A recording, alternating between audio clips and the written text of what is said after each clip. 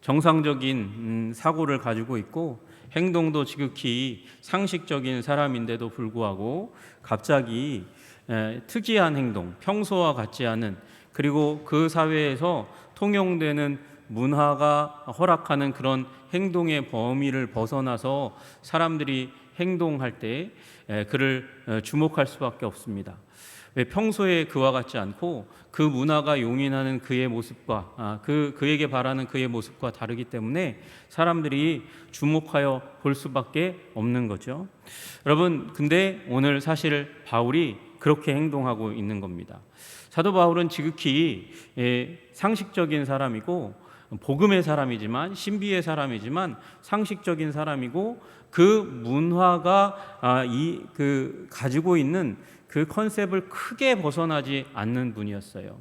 예수 그리스도를 믿는 믿음, 그것에 대해서는 굉장히 탁월했지만 나머지 부분에서는 대부분 그 문화가 용인하는 대로 그렇게 예절을 갖추어서, 형식을 갖추어서 그렇게 행동하는 분이었습니다.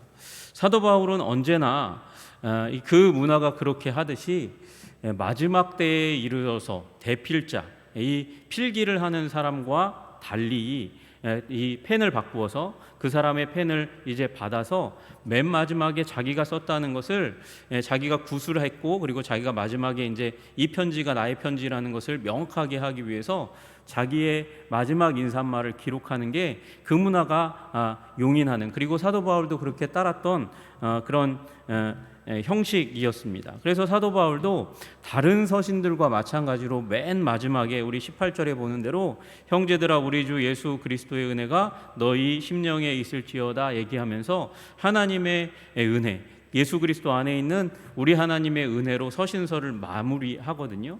그런데 갈라디아서는 약간 그 범위를 벗어납니다. 아니, 약간이 아니라 크게 벗어납니다. 사도 바울이 이제 대필자의 펜을 이제 받아서 그 다음에 이렇게 이야기합니다. 내 손으로 너희에게 이렇게 큰 글자로 쓴 것을 보라, 이렇게 이야기합니다. 큰 글자로 쓴다는 거예요. 큰 글자로. 여러분, 큰 글자로 쓴 이유가 뭘까요? 원래 전문적인 대필자가 있으니까, 그는 원래 글씨를 잘 쓰는 사람이니까, 그러니까 이 정교하게 작아도, 어느 정도 크기가 작아도 정교하게 잘 쓸 수 있는데, 사도 바울은 전문적인 필기자가 아니거든요. 그러니까 글씨가 갑자기 커졌을 수 있다, 이렇게 얘기하는 분들이 있어요. 또는 시력이 워낙 나빠가지고 크게 쓸 수밖에 없다, 그렇게 얘기하는 분들도 있어요. 또 어떤 분은 그렇게 얘기합니다. 지금 갈라디아 성도들이 복음에서 벗어나서 어린아이와 같이 됐으니까 어린아이와 같이 되었다는 것을 자각하도록 하기 위해서 어린아이를 위한 글은 어떻게 쓰죠? 크게 쓰잖아요. 그러니까 큰 글자로 썼을 수 있다는 거예요. 그러나 여러분, 여기에 초점은 뭐냐면 강조입니다. 강조. 사도 바울이 지금 큰 글자로 쓰기 시작했다는 건 눈이 나빠서라기보다, 본인이 전문적인 필기자가 아니어서라기보다는 지금 강조하기 위해서 그렇게 큰 글자로 다시금 펜을 받아서 내가 지금 직접 쓰는 글은 지금 강조하기 위해서 쓰는 글이다라는 것을 지금 보여주기 위해서 이렇게까지 쓰고 있는 거예요. 내 손으로 너희에게 이렇게 큰 글자로 쓴 것을 보라. 여러분, 필립스라고, J.B. 필립스라는 분은 이 본문을 그래서 이렇게 바꿔서 번역했습니다. 내가 이것을 쓰면서 얼마나 펜을 꾹꾹 눌러서 쓰는지 보라고. 꾹꾹 눌러서 쓰는지 강조하고 있는 거죠. 할 말이 남아서 강조하고 지금 갈라디아 교인들을 집중하게 하고 주목하게 하는 그런 대목에 이르렀습니다. 그래서 첫 번째로 이야기하는 것이 지금까지 해왔던 할례당에 대해서, 율법주의자에 대해서 지금 다시 한번 정리를 하고 있습니다. 무릇 육체의 모양을 내려 하는 자들이 억지로 너희에게 할례를 받게 함은, 그렇게 이야기해요. 여러분, 억지로 할례를 받게 해요. 이 강제로 할례를 받게 해요. 할례 받지 않으면 안 된다고 얘기해요. 너희가 할례를 받지 아니하면 능히 구원을 받지 못하리라. 사도행전 15장 1절에서 얘기한 대로 할례를 받지 않으면 어떻게 된다고요? 구원을 받지 못한다고 그렇게 사람들에게 가르치고 얘기하면서 예수를 믿어서 구원받는다는 오직 은혜의 복음을 넘어서서 할례를 받아야만 구원이 확정된다고 얘기하는 잘못된 복음을 지금 전해서 할례받게 하는 사람들, 이 사람들을 지금 뭐라고 표현하고 있냐면 육체의 모양을 내려 하는 자들이라고 이야기합니다. 육체의 모양을 내려 하는 자들. 여러분, 이 사람들을 다시 한번, 육체의 모양을 내려 하는 사람을 모양 낸다는 건 뭘까요? 여러분, 폼 잡는다는 거예요. 폼 잡는다는 거. 모양을 내려 한다, 폼을 잡으려고 하는 사람들이다, 이렇게 얘기하는 거예요. 외적인 모양, 폼을 잡으려고 하는 사람들이다, 이렇게 얘기하고, 그 부분을 다시 한번 강조해서 13절 마지막 부분에는 이렇게 얘기해요. 그들이 너희의 육체로 자랑하려 함이라. 육체의 모양을 드러내서 그 할례 받은 사람들의 육체로 자랑하려고 하는 사람들이 누구다? 할례당이다, 율법주의자다, 그렇게 이야기하고 있어요. 여러분, 이 얘기가 뭘까요? 여러분, 할례 받은 사람들의 육체로 자랑한다? 이게 무슨 의미일까요? 여러분, 육체의 모양을 내려 한다? 무슨 의미일까요? 여러분, 앞에 12절에 이 무릇 육체의 모양을 내려 하는 자들이다, 이렇게 얘기하는 것은 모양만 낸다는 걸 의미하는 거거든요. 모양만 내는 사람들. 여러분, 예수님이 이 유대의 선생들을 만났을 때 그들에게 이 비슷한 말을 했습니다. 모양만 내려고 하는 자들. 모는, 안은, 속은 빈 강정. 아니, 비였으면 차라리 다행이지. 썩어 있어요. 그래서 뭐라고 얘기합니까? 회칠한 무덤이라고 얘기하듯이. 그렇게 속은 썩어 있는데 그 겉모양만 번지르르하게 내려고 하는 사두개인과 바리새인과 다름없는 사람들이 할례당이라는 거예요. 아니, 지금 예수님이 뭔가 잘못하신 거 아닐까요? 여러분, 지금 사두개인과 바리새인들을 그렇게 예수님께서 말씀하신 것은 그들이 가르치기는 가르치고 사람들 앞에는 번드르르하게 행동함에도 불구하고 그 안에서는 하나님과의 만남이 별로 없고 진하지 않고, 그래서 이 영혼의 변화는 별로 없는 그런 사람들을 향해서 주님께서 사두개인과 바리새인들을 향해서 회칠한 무덤이라고 말씀하셨는데, 지금 이 할례당은 비록 잘못된 믿음이 있지만, 잘못된 믿음이 뭐예요? 오직 예수라는, 예수 믿어야 구원받는 그 신앙에서 조금 벗어나서 할례도 받아야 돼, 예수도 믿어야 되지만 할례도 받아야 돼 라고 얘기하는 거예요. 아니, 할례를 받아야 구원이 확정되는 거야, 그렇게 이야기하는 거죠. 여러분, 그런데 그들을 향해서 지금 그 사두개인과 바리새인들 회칠한 무덤과 별로 다르지 않다고 이야기하는 거예요. 왜 예수님께서는 이렇게도, 이 바울은 예수님의 그 말씀을 따라서 사두개인과 바리새인들을 정죄하듯이 이 할례당을 정죄하고 있을까? 왜 정죄하는 것일까? 여러분, 이들이 의도하고 있는 것이, 그들이 추구하고 있는 것이 잘못되어 있기 때문이라고 그렇게 이야기합니다. 첫째로 잘못된 이유가 뭐냐면, 할례를 받는 그들이라도 스스로 율법은 지키지 아니하고 율법을 지키지 않는다는 거예요. 이게 무슨 얘기일까? 여러분, 이 할례당은요, 할례 받도록 하는 것. 이방인 그리스도인들이 예수 믿었어요.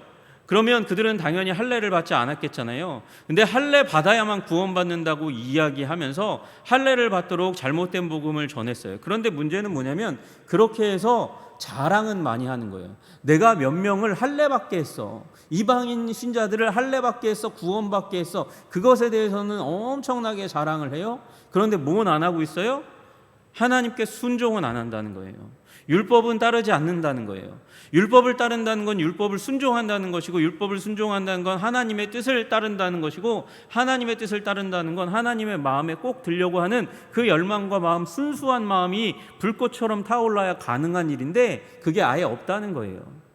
지금 그것, 하나님의 성품, 하나님의 뜻, 하나님의 성품을 따라서 율법에 순종하려는, 사랑해서 그렇게 하려고 하는 마음은 전혀 없고, 지금 내가 얼마나 이방인 신자들에게 할례를 강조해서 그들을 몇 명 할례받게 해서 그게 그들의 자랑이 되어버린 상황이 되어버린 거죠. 그래서 그들이 너희의 육체, 할례받은 육체로 자랑하려 함이라, 이렇게 얘기하고 있는 것이죠. 자랑하려 함이라.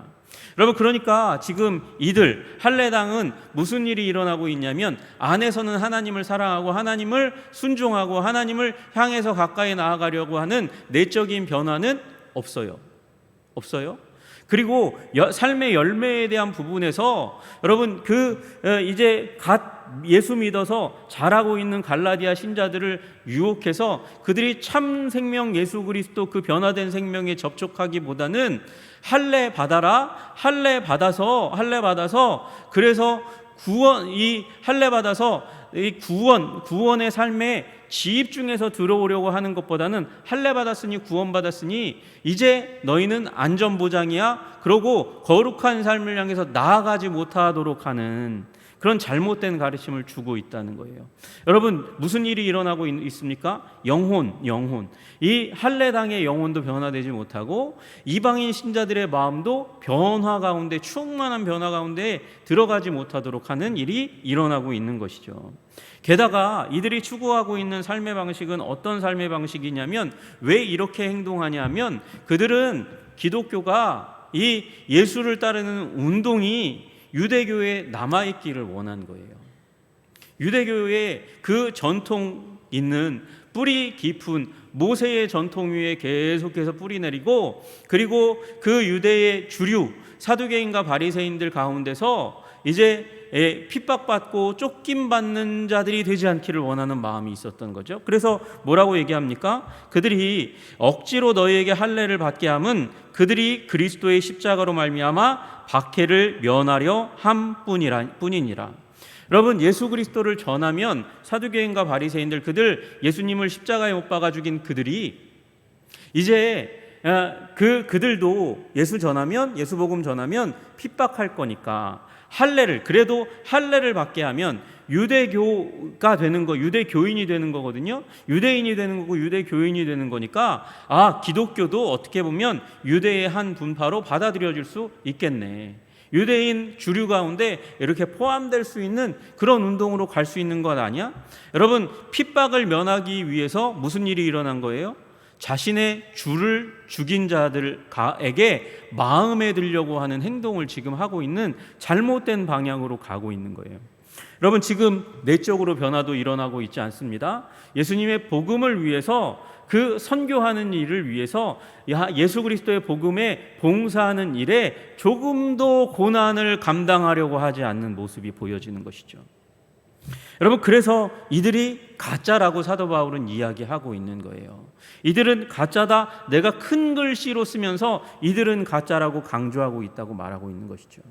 여러분, 이 내용에서 가짜라고 얘기하는 존재가 무엇입니까? 내면이 변화되지 않도록 복음의 디렉션을 변화시키는 사람, 그리고 복음의 그 영광을 위해서 고난도 기꺼이 받으려고 하는 예수 그리스도를 닮은 십자가를 지는 삶을 거부하는 것, 그게 가짜의 표준이라고 이야기하고 있는 거예요. 여러분, 그러면 반대로 바울은 어떻게 행동하고 있을까요? 14절부터 보면 그렇게 얘기합니다. 내게는 우리 주 예수 그리스도의 십자가 외에 결코 자랑할 것이 없으니. 여러분, 지금 이 할례당은 무엇으로 자랑했습니까? 할례 받은 사람의 실적을 가지고 자랑했어요. 그런데 지금 이들과 달리 바울은 어떻게 해요? 무엇으로 자랑합니까? 우리 주 예수 그리스도의 십자가 외에 나에게는 결코 자랑할 것이 없다. 오직 단 하나의 자랑거리 예수 그리스도밖에 없다라고 이야기하는 것이죠. 그리고 예수 그리스도를 만나면서 내가 그토록 세상에, 지금 이 할례당이 세상의 인정을 받으려고 하는 거거든요. 지금 유대 사회의 주류는 유대인이니까 그들의 인정을 받으려고 하는 거예요. 그런데 사도 바울은 그들도 세상에 속해 있는 자들이고 예수 밖에 있기 때문에 세상에 있는 자들이고, 내가 예수 만난 순간 무슨 일이 일어났냐면 내가 세상을 못 박았다. 그리고 그들도 나를 못 박았다. 서로 죽였다. 이제 상관이 없다라고 이야기하는 거예요. 나는 그들에게 도대체 인정받으려고 하는, 그들에게 자랑거리를 내비쳐서 그들에게 인정을 받으려고 하는 도저히 그 어떤 시도도 나는 하지 않을 것이다. 그렇게 이야기하는 것이죠. 여러분, 그 바울이 얼마나 바리새인이었을 때 바리새인들의 인정을 받으려고 노력했습니까? 예수 믿는 자를 잡아다가 죽이는 일에 앞장섰습니다. 그렇게 열심히 있는 삶을 살다가 죄 가운데 있다가 인정받으려고 하는 그 바리새인들, 그가 지금 비난하고 있는 그들과 전혀 다르지 않는 삶을 살다가 빛으로 오신 예수님을 만났어요. 도저히 예수님의 반역자로 살아가는 자신, 그분을 만나주면 지금 와서 생각해봐도 만나주면 안 될 것 같은 자기 자신을 예수 그리스도께서 만나주셨어요. 만나주셨으니 이제 그 만나주신 주님이 내 삶의 주인이 되어주셨으니 이제 과거에 인정받으려고 의도했던, 그렇게 지향했던 삶이 하나도 가치가 없는 것이에요. 그것을 이제 버렸다고 얘기하는 거예요. 그리고 예수 그리스도가 자랑이시고 내가 희망하고 소망하는 게 뭘까요? 예수님만 예배하고 찬양하고 예수님만 자랑하는 삶을 살려고 하는 것이죠. 그렇게 되고 나서 사도 바울이 이제 지향하는 삶은 내적인 변화와 그리고 예수 그리스도의 복음을 위해서 살아가는 삶을 사는 것이에요. 그가 중요한 건 그것이죠. 여러분, 그 바리새인들 할례당과 전혀 다른 삶의 방식이 그의 지향점이 된 것입니다. 여러분 보세요. 할례나 무할례나 아무것도 아니로되. 여러분 자신도 할례 받았어요. 할례 받았을 때 이미 예수님의 반역자로 예수 믿는 자들을 쫓아잡아 죽이는 일을 했잖아요. 그러니까 할례가 중요해요? 안 중요해요? 안 중요하죠. 여러분, 그리고 예수님께서 성령님을 보내실 때 이 베드로가 사마리아 성을 들려서 복음을 전합니다. 복음 전할 때에 그때에 사마리아도 복음 들었다 하는 얘기를 듣고 가서 네가 예수님에 대해서 들었냐? 들었다고. 성령 받았냐? 안 받았다고. 그래서 예수님에 대해서 전했는데 세례 받기 전인데, 침례 받기 전인데 뭐가 내려요? 성령님이 임하세요. 그러니까 세례와 침례와 그리고 그 사마리아 사람들은 당연히 할례도 안 받았으니까 할례나 세례나 상관없이 그 이전에 믿는 자들에게 성령을 부어주시는 하나님을 경험한단 말이에요. 고넬료의 집 가운데 가서도 마찬가지예요. 고넬료의 집 가운데서도 가서 그곳에 세례받지 않았는데 그들은 할례 받은 자들도 아닌데도 불구하고 복음을 전하니까 성령이 임하세요. 그러니까 믿는 게 중요한 것이지, 무할례자여도 예수 그리스도를 믿으면 주님께서 받아들여 주시는 표시로 성령을 부어주시니까 여러분, 할례나 무할례나 중요한 게 아니에요. 아무것도 아니라고 이야기하는 것이죠. 그럼 중요한 게 뭐냐? 오직 새로 지으심을 받는 것만이 중요하니라. 여러분, 새 피조물이 되는 것, 새로운 피조물이 되는 것이 정말로 중요한 것이다. 그렇게 이야기하고 있는 것입니다. 사도 바울이 강조하는 것은 그것이에요. 새로운 피조물 되는 것. 그런즉 누구든지 그리스도 안에 있으면 새로운 피조물이라. 이전 것은 지나갔으니 보라 새 것이 되었도다. 여러분, 예수 그리스도를 구주요 주님으로 믿음으로 말미암아 새로운 피조물 된 것, 그것이 진짜 중요한 거라고 얘기하는 거예요. 사도 바울은. 여러분, 진정으로 중요한 건 우리가 새로운 피조물 된 것, 중생의 은혜, 거듭남의 은혜를 체험하는 것인 줄로 믿으시기를 주님의 이름으로 축복합니다. 영접하는 자, 그 이름을 믿는 자들에게는 하나님의 자녀가 되는, 하나님께서 은총을 주셨습니다. 권세를 주셨습니다. 그 안에 들어가면 되는 것이죠. 여러분, 그러므로 이 예수 그리스도 안에서 거듭난 하나님의 자녀 되는 은총 누리시기를 주님의 이름으로 축복합니다. 여러분, 중생만 중요합니까? 성결하게 되는 것, 우리가 거룩하게 되는 것 당연히 중요한 것이죠. 여호와의 인자와 긍휼이 무궁하심으로 우리가 진멸되지 아니함이니이다. 이것들이 아침마다 새로우니 주의 성실하심이 크시도소이다. 여러분, 인자와 긍휼이 무궁하세요. 그리고 그것이 아침마다 새로워요. 아침마다 새로우니까 하나님께서 성실함으로 찾아오셔서 아침마다 새로운 인자와 긍휼로 나를 대하시니 나의 존재가 새롭게 되는 거예요. 새롭게 되는 놀라운 성결의 은혜, 거룩함의 은혜를 맞이하게 되는 것이죠. 여러분, 존재의 변화가 가장 중요한 거라고 이야기하는 것이에요. 여러분, 교회 백날 다녀도 주님 만나고 주님께서 주시는 성령의 새롭게 하심 가운데, 중생과 거룩함, 성결 가운데 들어가지 못하면 왔다 갔다 하는 날수가 아무리 많아도, 교회에 아무리 머무르는 시간이 많아도 말짱 도루묵인 줄로 믿습니다. 여러분, 새롭게 되는 것이 무엇보다도 중요한 거예요. 내적인 변화가 무엇보다도 중요한 거예요. 사도 바울이 지금 이것을 이야기하고 있는 거예요. 자기가 바리새파에 열심 있는 자들로서는 탑급에 속해서 살았잖아요. 그런데 그곳 가운데 무엇이 없어요? 새롭게 하심이 없는 거예요. 영혼의 새롭게 하심, 새로운 피조물 되는 역사가 없는 거예요. 열심을 가지고 하나님을 섬겼는데도 불구하고. 근데 예수님을 만났어요. 복음의 원수로 행했는데 예수님이 만나주셨어요. 그랬더니 새롭게 되는 거예요. 새로운 피조물이 되었고 날마다 새로워지는 은혜를 사도 바울이 누리게 된 줄로 믿으시기를 주님의 이름으로 축복합니다.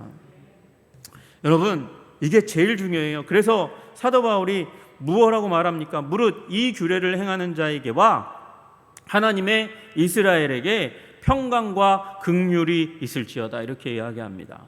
여러분, 여기 두 대상이 나오는 것 같아요. 무릇 이 규례를 행하는 자, 무릇 이 규례를 행하는 자, 그리고 하나님의 이스라엘, 이렇게 두 대상이 나오는 것 같습니다. 여러분, 그런데 누구누구와 이렇게 얘기할 때 이 동격일 경우가 성경에는 굉장히 많이 나와요. 그래서 이게 같은 말이에요. 하나님의 이스라엘이 어떤 존재냐면 무릇 이 규례를 행하는 자라는 거예요. 여기 행한다는 말은 이 규례를 따라서 걷는다는 거죠. 진행형이에요. 계속해서 삶에서 과정이에요. 진행형이에요. 이 규례가 무슨 규례입니까? 할례든 무할례든 상관없이 새롭게 하시는 중생의 은혜와 성결의 은혜 가운데, 이 법칙 가운데 살아가는 사람에게 그들이 참 이스라엘, 하나님의 이스라엘이고 이들에게 평강이 있다는 거예요. 하나님과 평강의 관계, 평화의 관계, peace with God, 하나님과 화해한 관계 가운데 살아간다고 말씀하시는 거예요. 그리고 그렇게 화해하면 무슨 일이 일어납니까? 용서가 부어지는 거죠. 긍휼이 부어지는 거라고 말씀하시는 거예요. 여러분, 지금 사도 바울이 무슨 얘기하고 있는 거예요?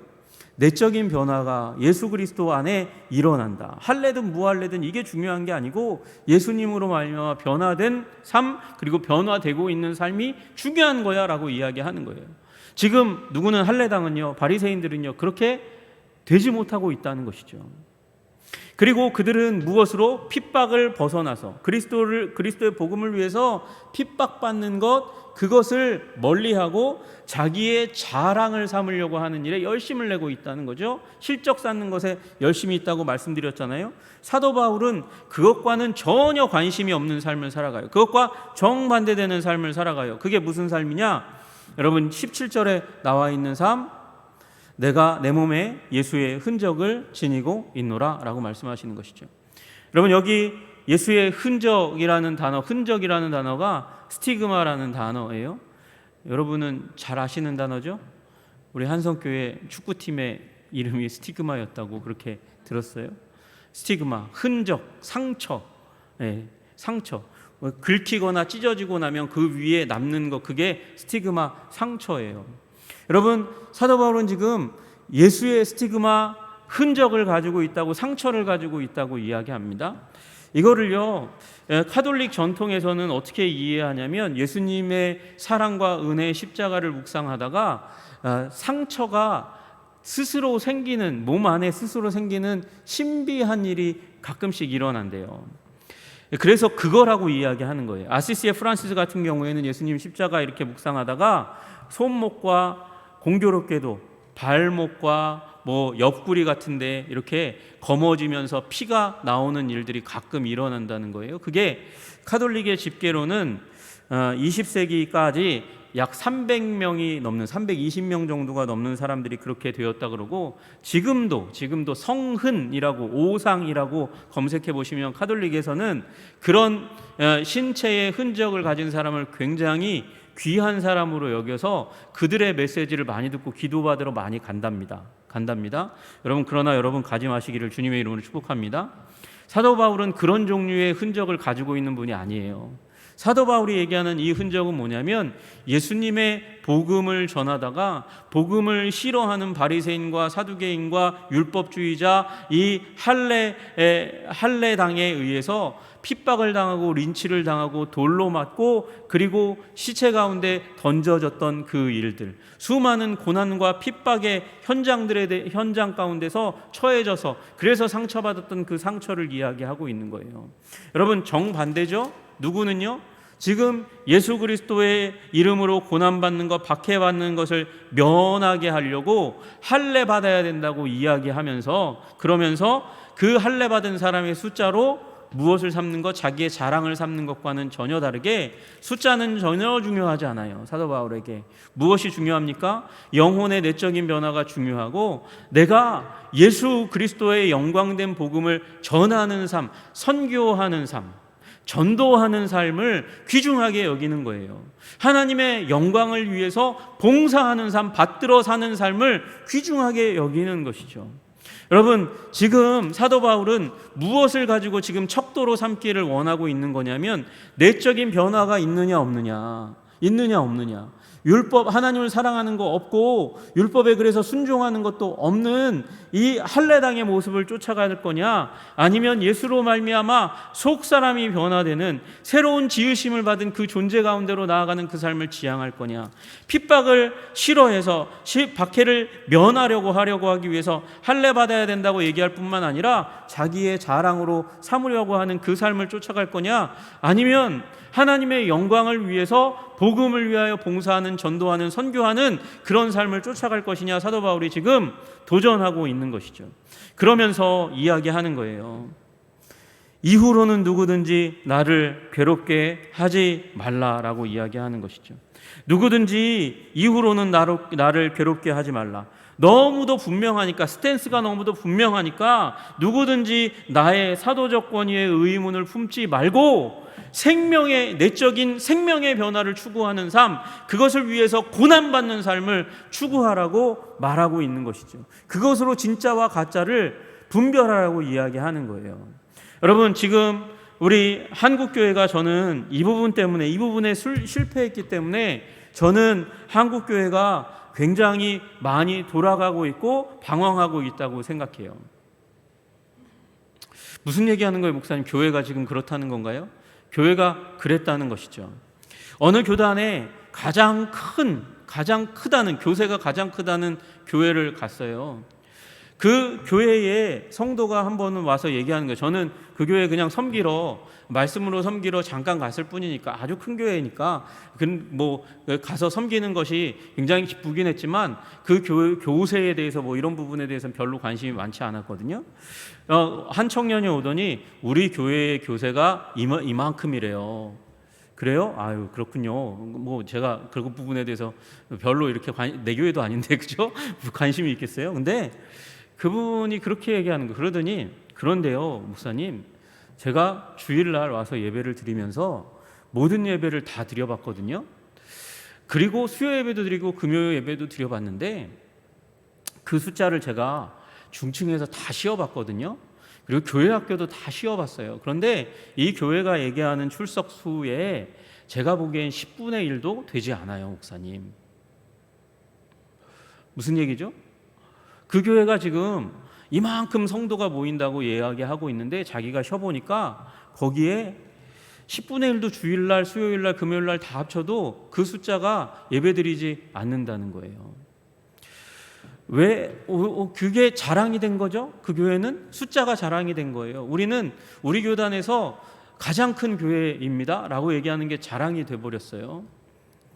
여러분, 그런데 그 교회가 전도하는 것에, 몇 명 전도하고 몇 명 지금 성도인 것에는 굉장히 관심이 많은데, 여러분, 저는 그거 굉장히 중요하다고 생각합니다. 그게 우리가 예수님을 구주 주님으로 믿는 것에 의해서 우리가 전도하고 선교하고, 그렇게 전도하고 선교하다 보면 따기도 맞고 물바가지 물세례도 받고, 그리고 남들이 저 예수쟁이, 예수밖에 모르는 예수쟁이라고 그렇게 평가하는 그런 아픈 가운데 들어갈 수 있겠죠. 그래서 인간관계에서 소외되는 그런 일들, 복음으로 고난받는 일이, 핍박받는 일이 일어날 수 있어요. 그런데 그것보다 몇 명이 우리 교회 성도고 몇 명을 전도했고, 그게 더 자랑이 돼서는 안 돼요. 복음을 위해서 고난받는 게 자랑이어야 되지, 그 숫자가 자랑이 되어서는 안 돼요. 그리고 복음을 위해서 고난받는 그 고난의 동기가 내가 예수 그리스도 안에서 받은 그 놀라우신 은혜 때문이어야 해요. 은혜, 그 은혜 받았으면 그 은혜로 말미암아 내가 새롭게 되어졌고, 날마다 새롭게 되어지고 있는 그 삶의 감격으로 말미암아 리액션으로 나오는 것이어야 하는 거죠. 근데 그것이 되지 않고 자꾸 숫자가 되어지고 자랑이 되어지고, 나의 삶의 변화는 아니고 내가 누구의 삶을 변화시켰다는 자랑으로 자기가 포장되어서는 안 되는 것이죠. 여러분, 저는 우리 한성교회가, 우리 한국교회 가운데 먼저 숫자가 아니라 우리의 변화된 삶, 복음이 십자가가 우리에게 적셔진 그 삶이 우리의 먼저 제1의 기쁨이 되기를 주님의 이름으로 축복합니다. 내가 변화되는 것, 내가 말씀으로 성령으로 변화되고 있는 것, 그것이 우리의 가장 큰 기쁨이 되기를 주님의 이름으로 축복합니다. 그리고 나와 함께하는 자들이 나와 함께하면서 같이 그 기쁨을 공유하고 나누는 것, 가정교회든 남전도회든 여전도회든 어떠한 공동체든지 이것이 우리의 자랑이 되기를 주님의 이름으로 축복합니다. 여러분, 한성교회의 가장 큰 자랑, 우리가 예수 그리스도 안에서 변화되고 변화된 삶을 나누는 것, 그것이 최우선순위여야 하는 것이죠. 그렇게 될 때에 우리의 전도가 진짜가 되는 것이죠. 오순절날 성령이 임하시니까 우리 난곳방언으로 하나님의 큰일 말함을 듣고 회개하고 변화되니까, 사랑을 나누고 복음을 나누니까, 그들이 먼저 그 그리스도의 예수의 복음 안에서 성령 안에서 변화되니까 복음이 그 유대사회, 강팍한 유대사회 가운데 흘러가 예루살렘이 뒤집히고 사마리아가 뒤집히고 놀라운 하나님의 역사가 전 세계 가운데로 퍼지는, 전파되는 일이 일어난 것 아니겠습니까? 여러분, 그래서 그 사랑이 있어야 그 어떤 핍박도 고난도 견디고 이기고 넘어가는, 견딜 수 있는 능력이 위로부터 부어져야 고난을 감당하는 삶이 가능한 것 아니겠습니까? 여러분, 그러니 새 생명이 예수 그리스도로 말미암아 일어나고 있는 것, 그것으로 우리 교회를 평가하시고 기도하시는 여러분 되시기를 주님의 이름으로 축복합니다. 여러분, 누구에게 책임을 전가하지 마세요. 내가 죄인입니다. 내가 부족한 자입니다. 내가 하나님의 백성입니다. 그래서 우리가 함께 기도해야 하는 것이죠.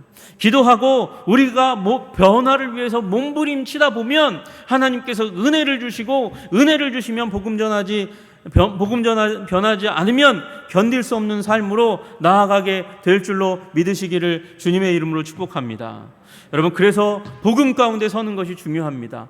복음이 변질되면 할례당처럼 겉모습만 추구하고 핍박을 피하는 삶을 살아갑니다. 여러분, 반대의 삶으로 나아가시기를 주님의 이름으로 축복합니다. 복음을 회복하고 변화되는 것을 기뻐하고 복음을 위해서 고난받는 삶, 사도 바울이 이야기하는 진짜의 삶, 그 캐논, 그 기준, 규례를 따라 사는 삶, 여기 규례라는 말은 율법이 아니에요. 이것을 이야기하는 겁니다. 내적인 변화와 내적인 변화로 말미암는 고난을 감당하는 섬김의 삶, 전파의 삶, 선교의 삶, 그 자리 가운데 서시는 여러분과 제가 되기를 주님의 이름으로 축복합니다.